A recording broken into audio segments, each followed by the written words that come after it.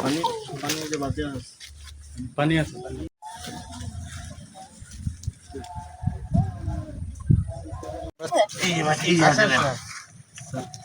দাও মাটি দাও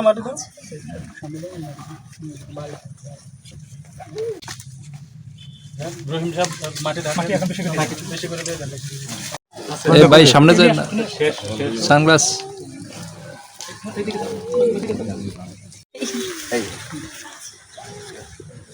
পানির ব্যবস্থা আছে সাধারণ সাহেব এক পাশে বসেন নাচে ডালে এক পাশে বসেন পানি দিবেন আপনি একটু দেন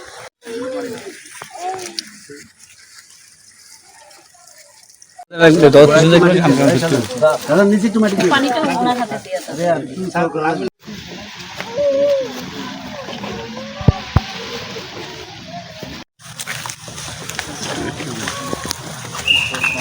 আচ্ছা আমি ওটা করে দিয়ে যাব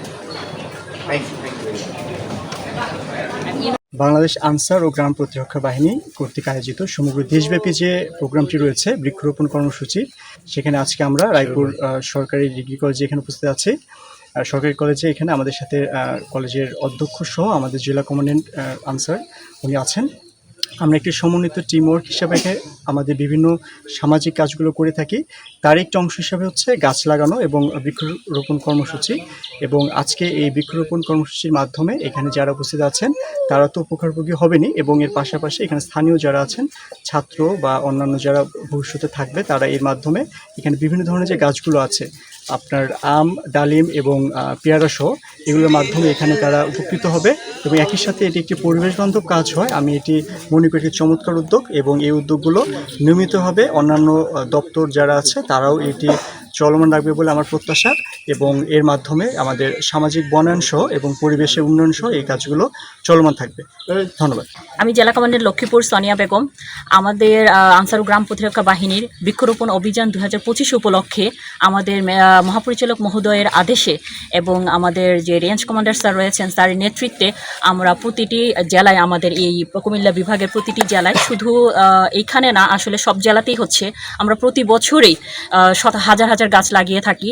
এই প্রথম আমরা কোনো সরকারি প্রতিষ্ঠানে স্যারদের নির্দেশে যে খাস জমিতে অথবা সরকারি কোনো কলেজে, তো যার জন্য আমরা রায়পুর ডিগ্রি কলেজটাকে চুজ করে এখানে 3টা প্লটে আমরা অন্তত 100 গাছ লাগাবো, বিভিন্ন ফলজ, বনজ, ওষুধি গাছ, যেটা আমরা মনে করি এটা একটা সাদকায়ে জারিয়া এবং বাচ্চারা এটার একটা সুবিধা পাবে। এটা শুধু আমরা মানে কি বলবো, এটা পৃথিবীর ভারসাম্য রক্ষায়, পরিবেশ রক্ষায়, সামাজিক বনায়নের জন্য বিশাল একটা অবদান রাখবে।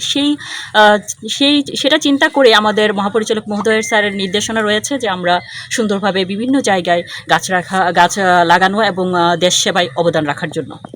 প্রতিরক্ষা বাহিনীকে যারা আমাদের কলেজকে চুজ করেছে বৃক্ষরোপণ করার জন্য, এখানে যেহেতু বিভিন্ন ধরনের স্টুডেন্ট পড়াশোনা করে, তারা এসব গাছ সম্পর্কে পরিচিত হবে এবং এটা দিয়ে তারা উপকৃত হবে, এবং এটা থেকে এখানকার স্টুডেন্টের সাথে সাথে এলাকার জনগণও উপকৃত হবে মনে আশা করি, এবং এই জন্য আমি ওনাদেরকে ধন্যবাদ জানাচ্ছি।